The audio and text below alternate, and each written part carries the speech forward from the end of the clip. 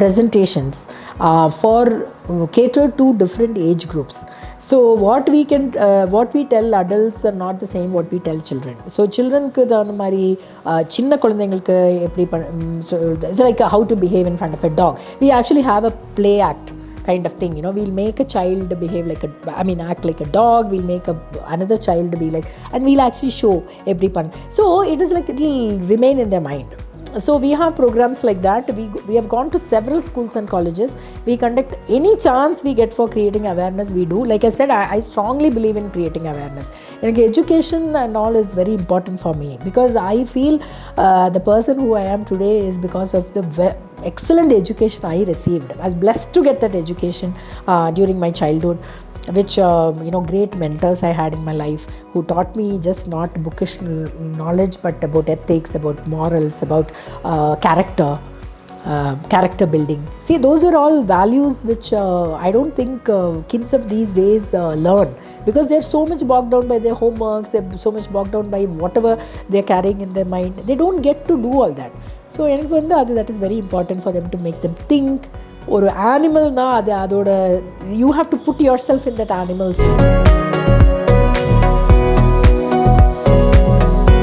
So there are many ways you can volunteer. So if you Google us, you will find a website, you will have our phone numbers, you will have a lot of the information that is there. You can give us a call and say you want to volunteer. But we also have on the website a volunteer tab, and there is a form that gets filled automatically. You can put your preferred timings, you can say what you're good at. So there are some questions that we ask, and ask like, do you have any background? Is there something that you prefer to do?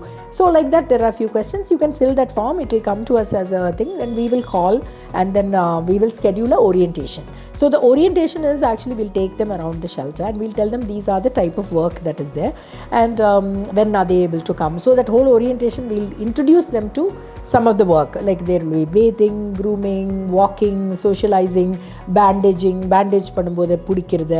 Some people are very comfortable holding dogs. Some people are not at all comfortable, but they want to help, but they would like to do something else. That is fine. I mean, everybody has a different preference. Some people like. So we will try to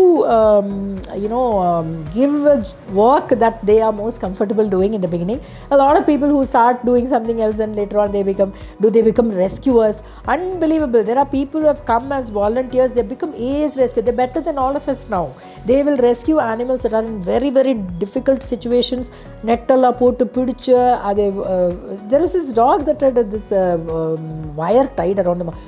Net போட்டு பிடிச்சு அந்த வாயெல்லாம் பிடிச்சு. Actually, I was so surprised. These are all people who have come to us to learn about rescuing, and the people now, we learn from them. They are teaching us.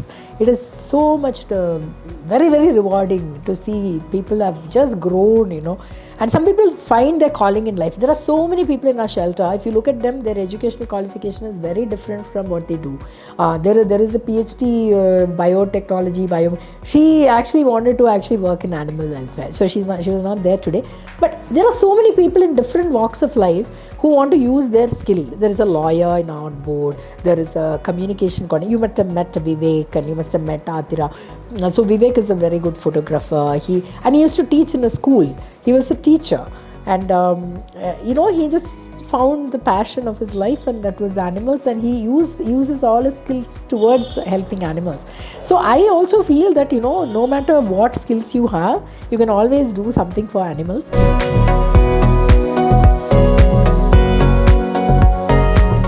In a month, so I will talk about months because it's easier to talk like that. See, as I told you, we have more than 30 employees. We pay them salary, right? So why we pay them salary? We need vets, we need vet assistants, we need to do surgeries, we need to do. So these are all professional things. It's not by. So many people ask me, why can't you run it with volunteers? How will you run with volunteers? You have an animal that is suffering, it's brought there. It needs to be attended at that point. How will you wait for a volunteer? And which vet is volunteering? So there are practical impossible things that are, salary forms a big chunk of our expenses. In a month, we spend anywhere between 12 to 15 lakhs is our expenses. So that includes salaries, food, medicine, maintenance, vehicles, overheads, repairs, So many repairs, every day there is something repair, something has gone. And vehicle maintenance is a huge thing, because when animals are being caught and they urinate, it's all corrodes, right? So every year you have to revamp the base will have to be worked on. There is a lot of expenses and we need to raise funds. So in a year we have to raise more than 2.5 crores. Last year our expenses had crossed it, but that also includes some infrastructure improvement which we did at the sanctuary. We made some kennels, we did some infrastructure. So if you remove that, at least 1.5 crores we will spend for non-infrastructure related expenses. So salaries, medicine alone the daily.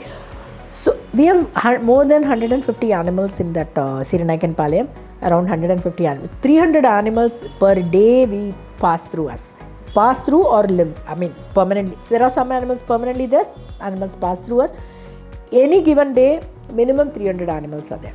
So, adukellame food kudukunu, adukellame adoda vaccination, sterilization, and any animal that comes, we'll sterilize, vaccinate, we'll make sure the animal is perfectly healthy before we release. But everything depends on how much money you can raise and how much quality you can bring. See, the quality will directly proportional to the professional expertise you can bring.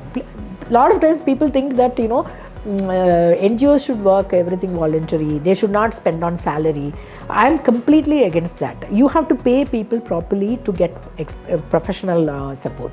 See, if you have an accountant who is very meticulous with keeping accounts, you have to pay them competitive salary. You think they will come and do it free? They have a life to take care of, right? They're not sitting with tons of money on their pockets to be able to come and do it free for you. So we have to pay for the services and we need to raise money. Those are very non-negotiable.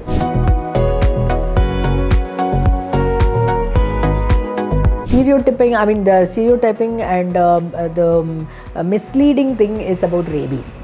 Among Indians, rabies is a very it's a subject that people don't understand, and because of that a lot of animals are victimized. A lot of dogs, especially dogs. Dogs are the primary means of transmitting rabies, and so the lack of awareness makes those people fear the myths about rabies is perhaps one of the biggest challenges when it comes to dog population management in India, and most of the people don't vaccinate.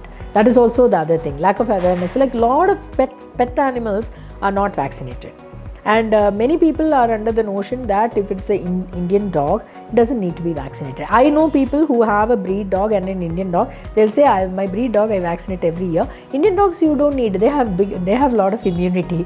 Yes, they have immunity, but not against the virus. It's not against rabies. How can you have immunity against rabies, right? They have immunity against diseases, fine. But a lot of myths like that, and especially with rabies, I think the rabies awareness is very poor in the whole country. The whole of India, it is very poor, and because of which India being a rabies endemic country is kind of set in the minds of people to break break out of that kind of a notion. There needs to be widespread awareness creation, and a lot of education needs to happen, especially with human doctors.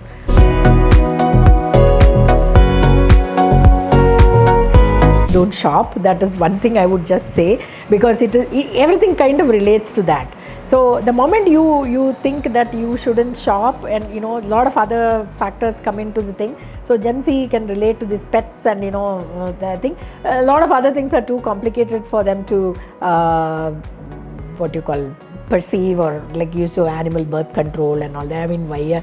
So those are all little complex topics, but adopt, don't shop. And also children, they always like all these Labradors and German Shepherds and all that, and tell them that those are not. There are so many dogs on the street that need a home.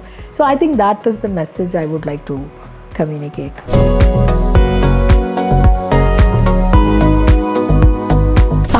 Yes, yeah. So that came out of the blue. I was very surprised. So இது 2019 எனக்கு ஒரு கால் வந்தது, இந்த மாதிரி nominate பண்ணியிருக்க for you Nari Shakti Puraskar and all. So if you are being awarded, will you be receiving it? அப்படின்னா So I was like, really, it was quite something. I never I never thought that this work is worth getting one Nari Shakti Puraskar and all that.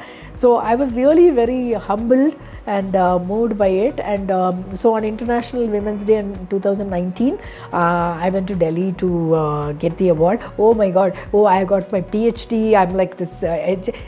Just grounded, right? You feel so grounded at that point. You just realize that all your achievements, everything, it depends on how you contribute. One of the things was, HAS as an organization got a lot of recognition after that award.